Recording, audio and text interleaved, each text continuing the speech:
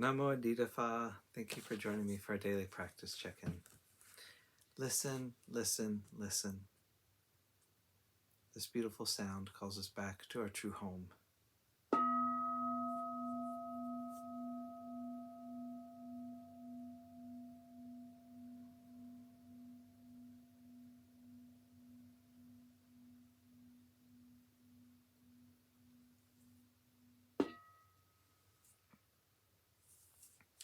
The fourth mindfulness training.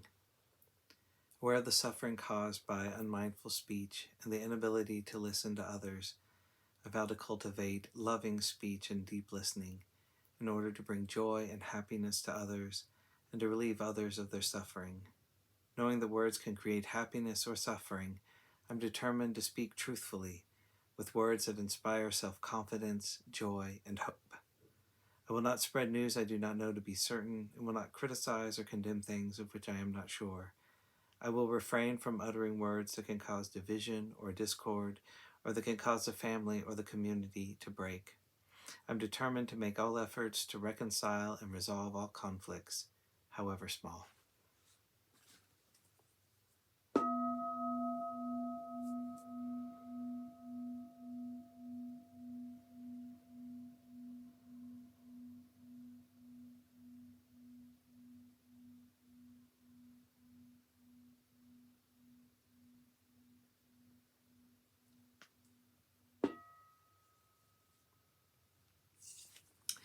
For our Dharma lessons, we're reading Ajahn Chah's book, Everything is Teaching Us, and we're continuing in a talk called Right Restraint.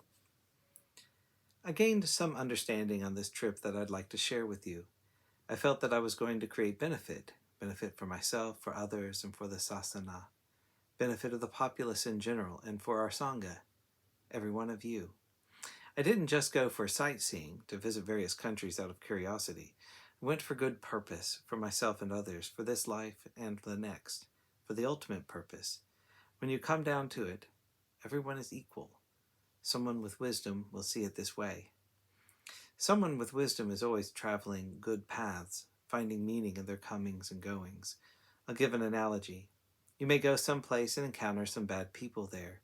When that happens, some folks will have aversion to them. But a person with Dharma will come across bad people and think, I have found my teacher. Through that one comes to know what a good person is. Encountering a good person, one also finds a teacher, because it shows what a bad person is. Seeing a beautiful house is good. We can then understand what an ugly house is. Seeing an ugly house is good. We can then understand what a beautiful house is.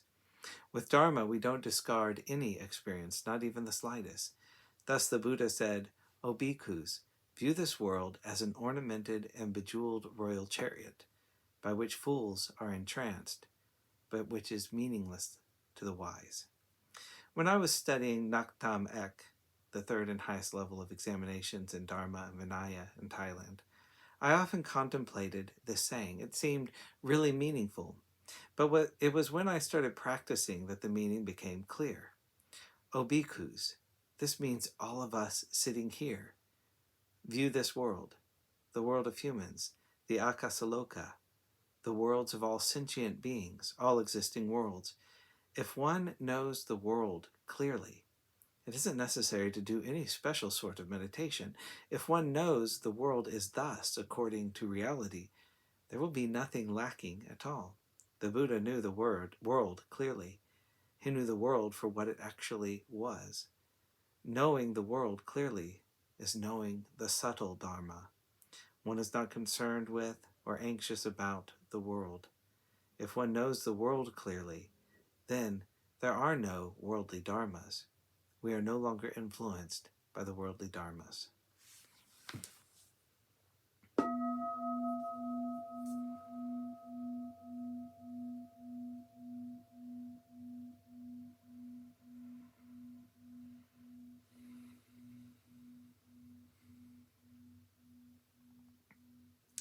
May all beings be well. May all beings be happy. May all beings be at peace. Sadhu, sadhu, sadhu. Thank you so much for joining me today.